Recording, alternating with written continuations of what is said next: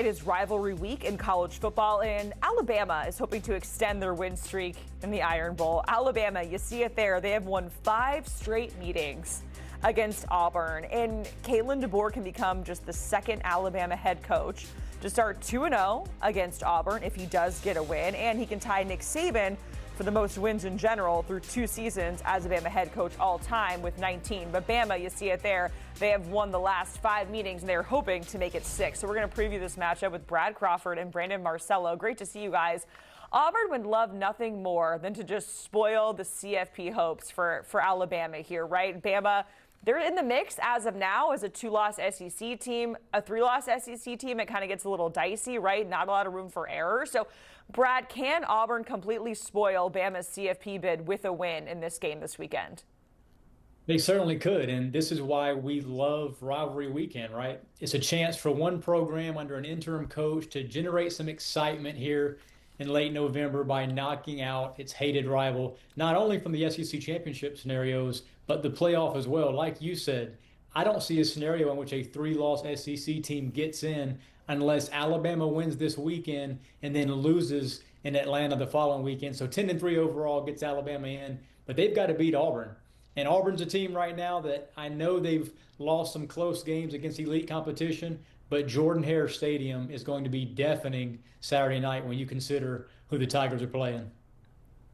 Yeah, considering just how bad Auburn's been in the last 2 years, those games have been relatively close, especially 2 years ago, as we remember that classic final couple of minutes there in Auburn against Alabama. And then last year, Auburn went on the road into Tuscaloosa and only lost by 2 touchdowns in a relatively low-scoring game. And you could bet that Auburn's going to come out firing on all cylinders. They've got an interim coach in DJ Durkin who's trying everything in his power to get the full-time head coaching job there. You have a quarterback in Ashton Daniels who's trying to prove himself worthy of being worth that kind of Iron Bowl legend that is being quarterback in an Iron Bowl. And he's only had 2 starts at Auburn in his career, and now he's in this position. So a lot of pressure actually on Auburn in a game like this, but with it being at home, they'll be able to rest and relax a little bit more, play within their skin.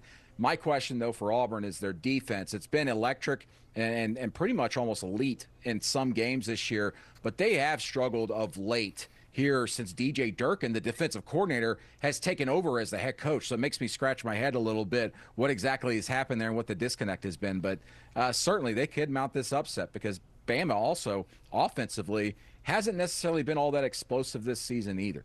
Yeah, and remember, with a win, Auburn gets to go to a bowl game. They go bowling, and with a loss, it would mark their 5th straight losing season. When it comes to impact players to watch for Auburn, Brandon, are you looking at the defensive side of the ball, or are you going offense?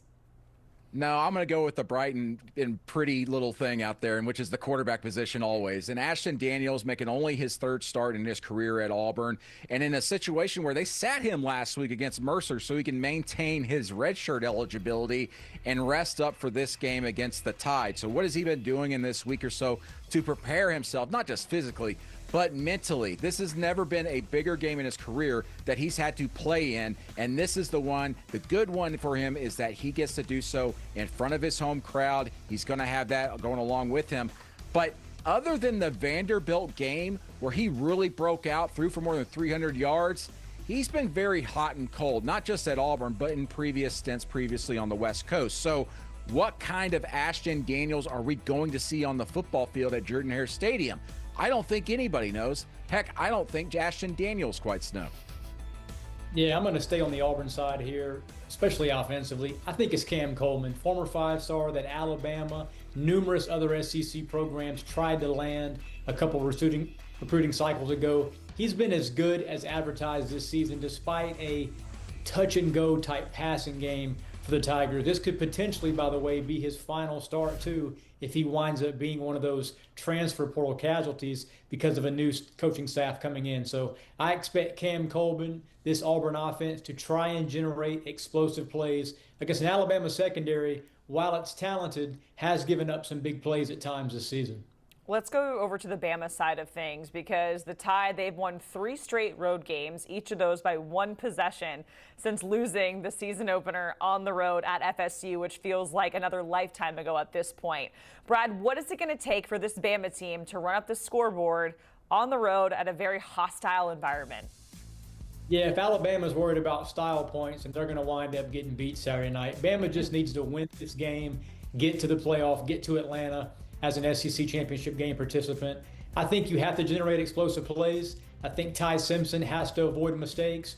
We saw a couple weeks ago against Oklahoma, Alabama had 3 turnovers despite outgaining Oklahoma by more than 200 yards in that game.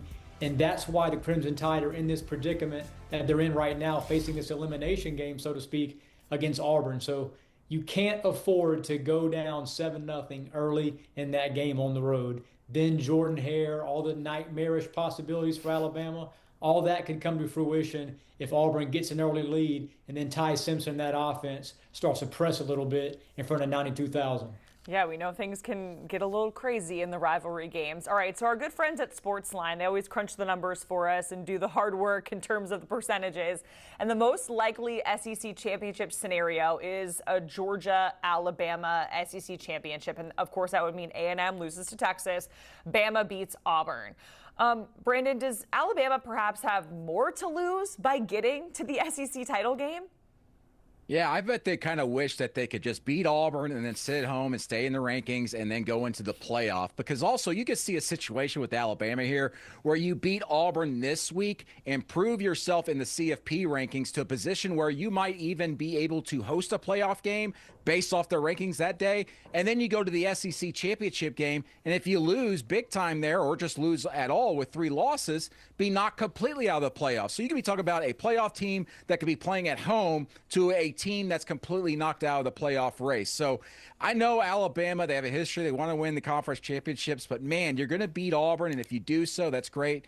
But goodness gracious, do you really want to go play in the SEC championship game in a game where Georgia is going to have the home field advantage in Atlanta and wants revenge for the way Bama beat them on the road? It's a very, very difficult spot. All right, when it comes to impact player to watch, you guys are on the same page with Ty Simpson, who had just as many interceptions in the first half against Eastern Illinois than he did all season previously combined. Not all interceptions are created equally. We know that. But, Brad, why is he your player to watch? And, Brandon, he's yours as well. And what are you going to be really keying in on for Ty Simpson in this matchup? Yeah, I mean, pre-Oklahoma loss, Ty Simpson was one of the Heisman frontrunners. Probably is not going to get to New York now after Alabama lost that game. But he was one of college football's most efficient quarterbacks a couple weeks ago heading into the final month of the regular season. He's been Alabama's best player overall this season, in my opinion, under Kalen DeBoer. He has figured it out at the quarterback position. And in Bama's biggest wins, namely that road win at Georgia, Ty Simpson was flawless. If he plays well on the road Saturday night, I think Bama wins this game and covers at Jordan Hare. Brandon, what about you? What's your pick?